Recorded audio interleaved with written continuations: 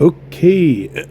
Wow. What is going on, guys? It is Shane again. So, we got ourselves arguably the greatest metal band of all time. Worst to best. So, got Metallica. If you could have guessed, you should already know. As I mentioned in the videos before, this record right here, if it had been put out by any other band, albeit produced a little bit better still, it would have done way better. This record is so bad that it is still baffling to me and a lot of people, I assume, that something had gone so wrong with this album.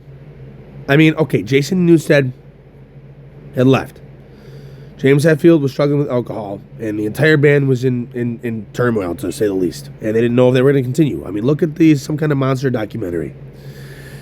Crazy. But, the memes, but it's legit, though. I mean, Lars Ulrich somehow managed to make a snare drum sound like the top of a metal steel garbage can. It's and that, like, that snare alone drowns out the guitar.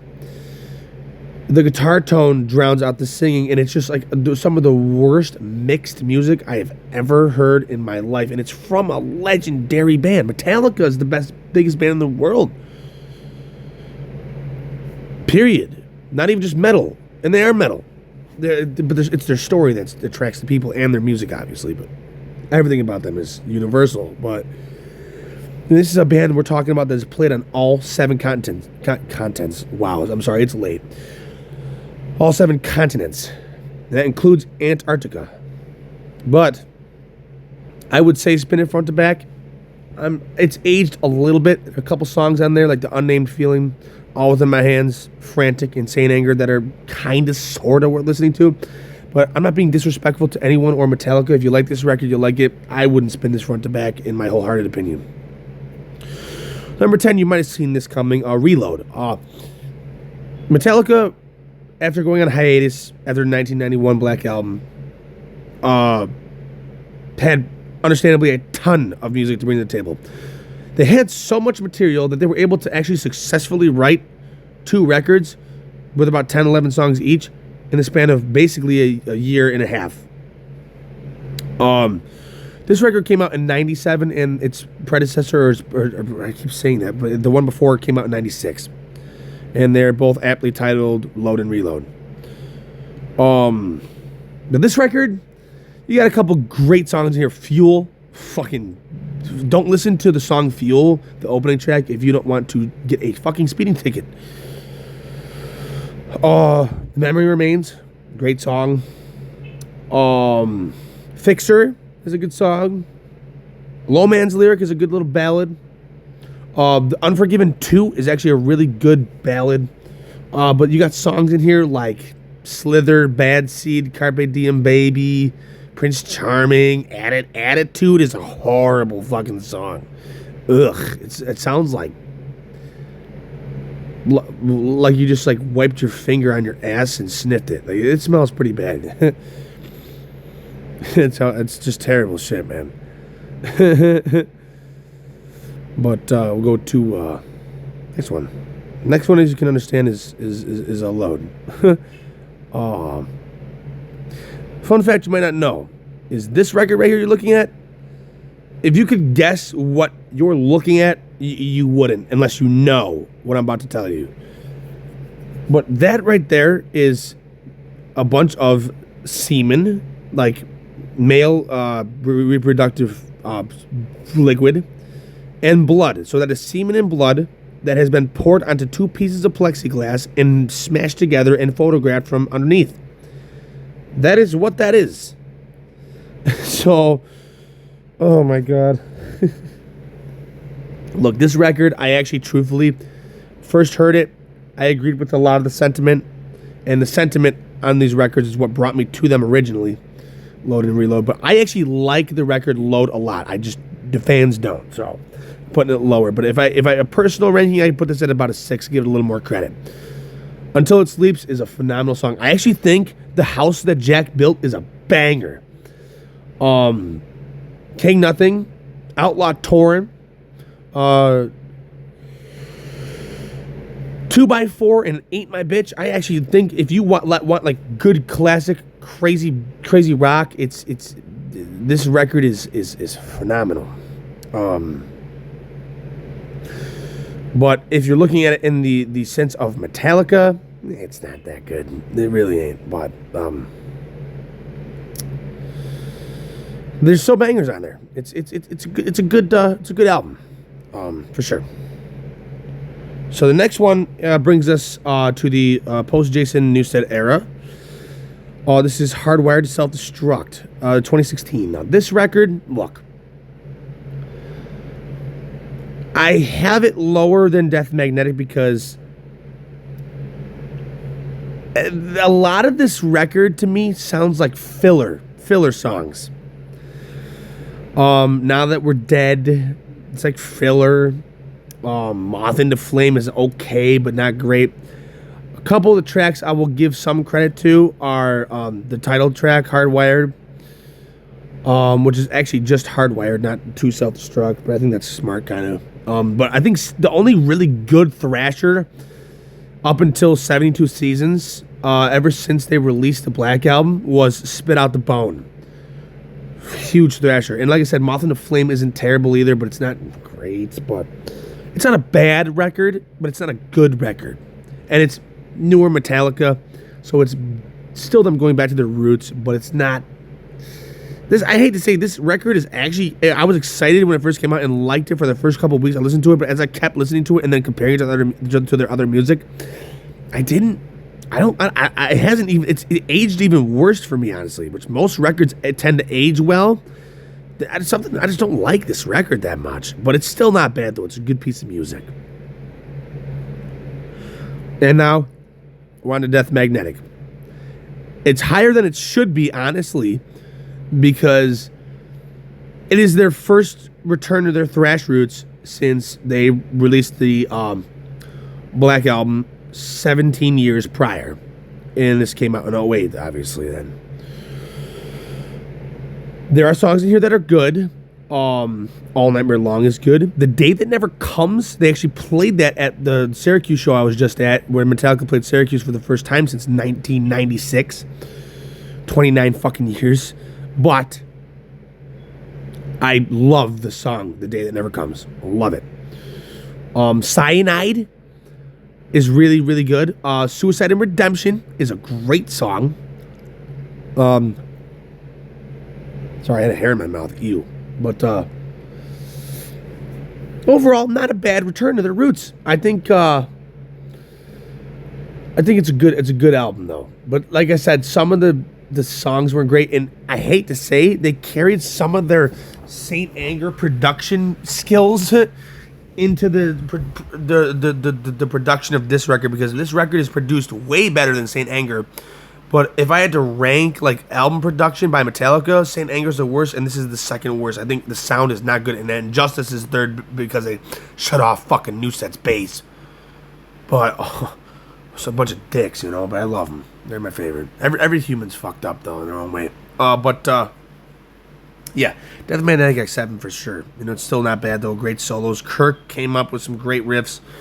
And there's a lot of contributions by all the members in this one. I like this one because of that, though, so it's good. Number 6, pretty high. When this record came out, Lux Eterna, If Darkness Had a Son, Screaming Suicide, the title track, In the Murata, Chasing Light, Too Far Gone. I really just... maybe not. I'm not sure if Too Far Gone was a song on there. I think it was. But regardless, I out of everything that has came out since the Black Album, if you were to tell me to suggest you a song, I'm so sorry, it's late again, like I said.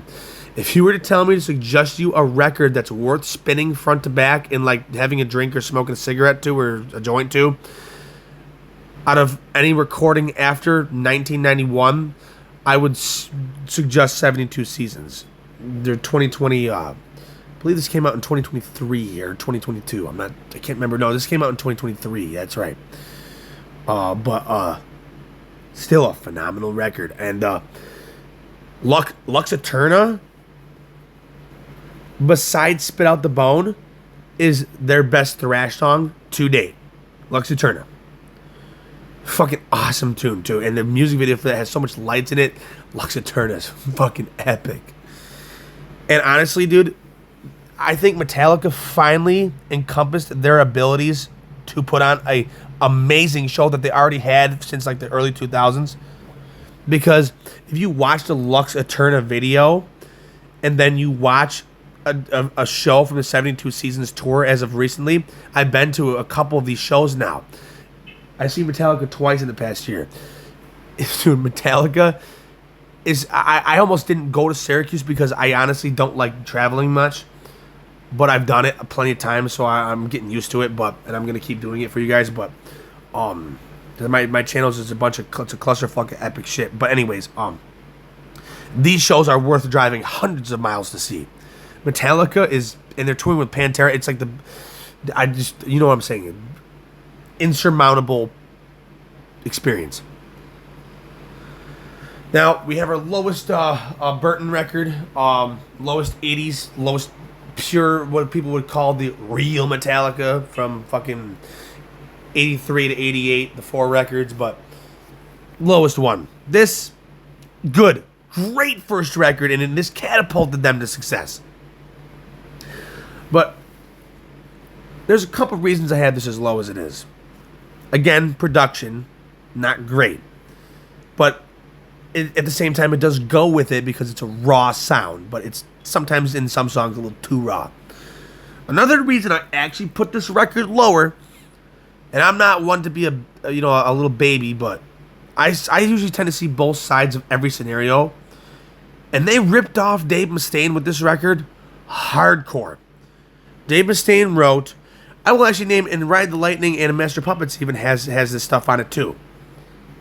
You'll hear similar riffs in the tape recordings that Mustaine wrote for Metallica, and in a couple Megadeth songs as well.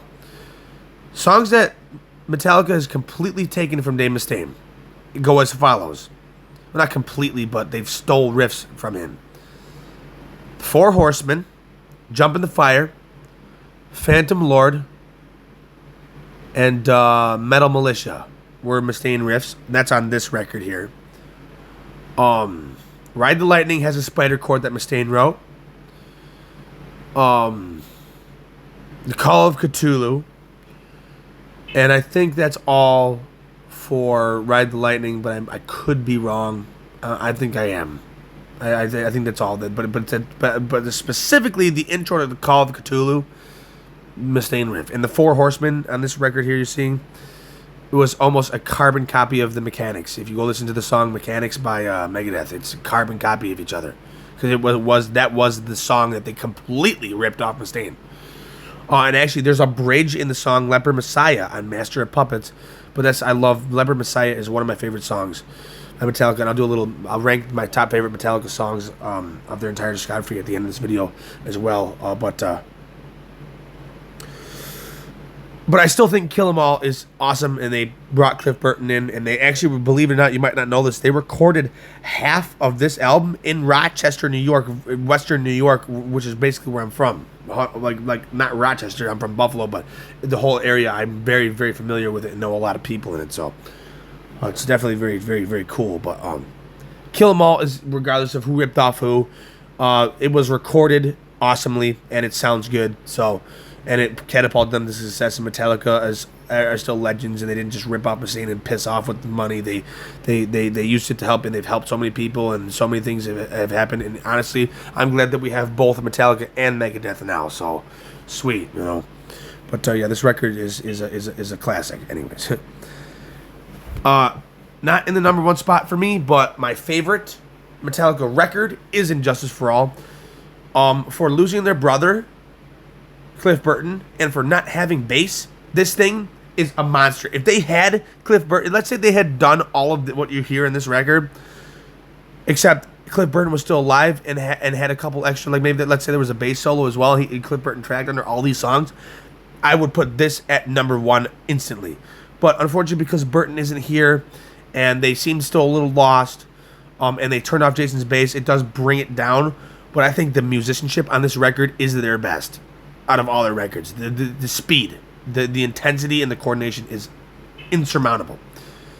Quite literally in this record here specifically, it's fucking intense. Metallica's "Injustice for All" is intense. The title track, "Blackened," "Harvester of Sorrow," "Dyer's Eve" is their fastest song, proven. "To Live Is to Die," "One," "Eye of the Beholder," "Freight Ends of Sanity" is one of my favorite tunes by them. That's actually in the top 5. But yeah, let's keep going. Their self-titled album not only is one of 4 rock albums, and actually Van Halen's Van Halen 1 is another one of those rock records, but this is also such a good record that this is another rock record. I think they've sold like 10 million or something like that copies, or 100 million. I think it's 100 million actually. Yeah, it's like one of 4 rock albums to surpass 100 million sales. It's worth it though. This album, production-wise and quality-wise, it's jaw-dropping. I don't, you hear this? I have no words for it. It's the atmosphere, the darkness, the black vibe they gave. Like, it's kind of like not witchy, but like kind of like it was darker, you know. And but the ballads, "Nothing Else Matters" is a live staple. The Unforgiven original is a beautiful piece of music. "My Friend of Misery," Jason Newsted song, amazing. "The Struggle Within," classic thrasher. "Holier Than Thou," classic thrasher. "The God That Failed," classic groovy bass. "Sad But True," heavy ass song. "Enter Sandman" is one of their best of all time. It's incredible. "Through the Never" is my number 1 Metallica song. I'll let you know that right now, so you're enticed to watch the rest of the video. But "Through the Never" is my number 1 Metallica song. "Don't Tread on Me" is their worst song on the record, but if that's their worst song, it's incredible. "Of Wolf and Man," it's just, you can't go wrong with it. Every single song on that record is priceless front to back, and that's what the last 3 records here are going to have the same kind of theme. Now, most people put this one as number 1, but I'm going to be biased, but not, and throw the number 1 and the number 1, if you know it. But "Ride the Lightning" is like the Black Album, but has Burton in it, has even faster guitar playing. Like, this record is pure thrash. If you wanted me, not even "Kill 'Em All," not even "Injustice for All," not even "Master of Puppets," and not even the Black Album, if you want pure, unadulterated thrash metal that sounds amazing, I suggest you spin "Ride the Lightning" front to back. It's Fight Fire with Fire, "Ride the Lightning," "For Whom the Bell Tolls," "Fade to Black," "Trapped Under Ice," "Escape," "Creeping Death," "Call of Cthulhu." It's all just... But even like the sound quality, it has this like haunting aura to it now that how much the time has passed and how much influence it's had, and Burton and everything that's happened. It's haunting, this record, and it's spine chilling how good it is. You know, it's just I don't know what else to say other than that. I really can't say anything. And same with this one. "Master of Puppets" is flawless from front to back. Now you know how earlier I said, you know, them bottom 4 were the worst produced? This one is not only their best piece of thrash music and their best combination of heavy, fast, and ballady songs, and their best lyrical compositions, their best everything. The one word I will use to describe Master of Puppets universally is the word best. It is the best of the best metal you will ever hear. It is the album Master of Puppets. The title track, the thing that should not be, "Welcome Home Sanitarium," "Damage Inc., "Leper Messiah," one of my top 5s. I'm forgetting one. "Orion." How could I put that one? "Orion," Battery's awesome. "Disposable Heroes" was the first song they wrote for, and they actually teased that song. One of the few songs Metallica played besides 2x4 in '95. One of the few Metallica songs played before the album was recorded. But the song Orion is the one that does it for, I think, every Metallica fan. Like, the fact that that song exists on a record with the songs that already exist on that record, it's just flawless album. Flawless record. I will end this one at 21 minutes. Thank you for listening to me. I'm pretty sure you liked my insight thus far. I got one more coming here. A Pantera ranking. That should be fairly easy. And I'm actually... Pantera is going to be one of the only bands I rank that I will include their pre-studio music as well, because they only have 5 studio albums, but those albums are monstrous. But yeah, we're gonna get all of them in there. So yeah, Metallica is the best metal band, hands down. That's it. Like and subscribe. Rest in peace, Cliff Burton. And peace.